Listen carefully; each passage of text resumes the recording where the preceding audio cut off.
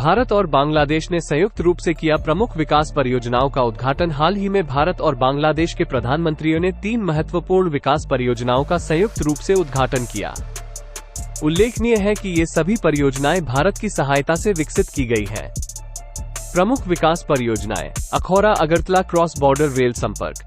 ये परियोजना भारत सरकार द्वारा बांग्लादेश को दी गई 392.52 करोड़ रुपए की अनुदान सहायता के तहत तैयार की गई है। बांग्लादेश में 6.78 किलोमीटर लंबी दोहरी गेज रेल लाइन और त्रिपुरा में 5.46 किलोमीटर लंबी रेल लाइन के साथ इस संपर्क मार्ग की कुल लंबाई 12.24 किलोमीटर है।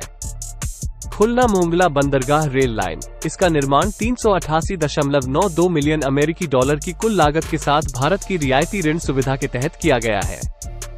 इसमें मोंगला बंदरगाह को खुलना के मौजूदा रेल नेटवर्क से जोड़ने वाले लगभग 65 किलोमीटर ब्रॉड गेज रेल मार्ग का निर्माण शामिल है।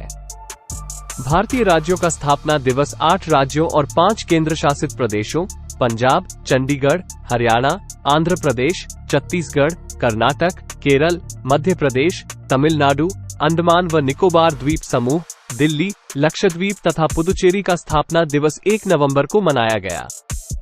स्थापना दिवस कार्यक्रम भारत सरकार की एक भारत श्रेष्ठ भारत पहल के हिस्से के रूप में आयोजित किया गया। इस बात पर जोर दिया गया कि आदि शंकराचार्य द्वारा देश के विभिन्न कोनों में 4 धर्म पीठों की स्थापना ने देश को साझा संस्कृति के बंधन के माध्यम से कश्मीर से कन्याकुमारी तक एकजुट किया।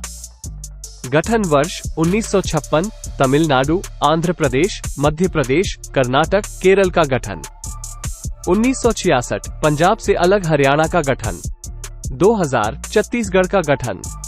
नंदिनी दास ने ब्रिटिश अकादमी पुस्तक पुरस्कार 2023 जीता। भारत में जन्मी लेखिका नंदिनी दास को उनकी पुस्तक courting India, England, Mughal India and the origins of empire के लिए वैश्विक सांस्कृतिक सूझबूझ के लिए ब्रिटिश अकादमी पुस्तक पुरस्कार 2023 से सम्मानित किया गया।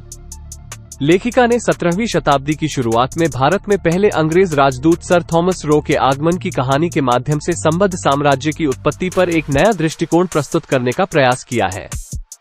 ब्रिटिश अकादमी पुस्तक पुरस्कार, जिसे पहले नायफल रोधन पुरस्कार कहा जाता था, वर्ष 2013 में उत्कृष्ट गैर काल्पनिक कार्यों को सम्मानित करने के लिए शुरू किया गया था, जो अकादमिक दृढ़ता, मौलिकता प्रदर्शित करते हैं और विभिन्न विश्व संस्कृतियों तथा उनकी गहन समझ को बढ़ावा देते हैं।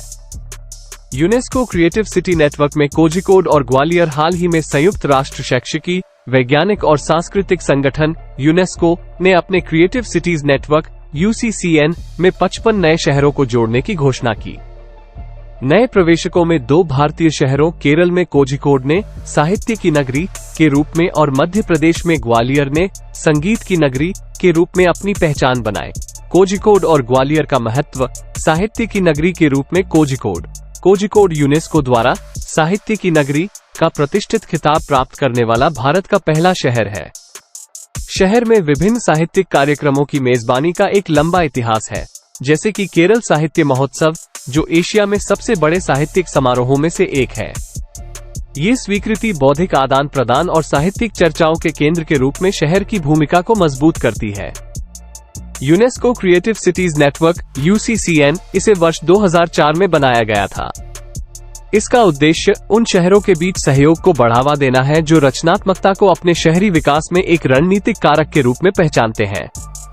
सतत विकास लक्ष्य 11 का उद्देश्य टिकाऊ शहरों और समुदायों के उद्धार के लिए है। नेटवर्क 7 रचनात्मक क्षेत्रों को कवर करता है: शिल्प और लोक कला, मीडिया कला, फिल्म, डिजाइन, गैस्ट्रोनॉमी, साहित्य एवं संगीत। अगर आप हमारे चैनल पर नए हैं तो सब्सक्राइब कर ले, क्योंकि हम इस तरह की वीडियो डालते रहते हैं।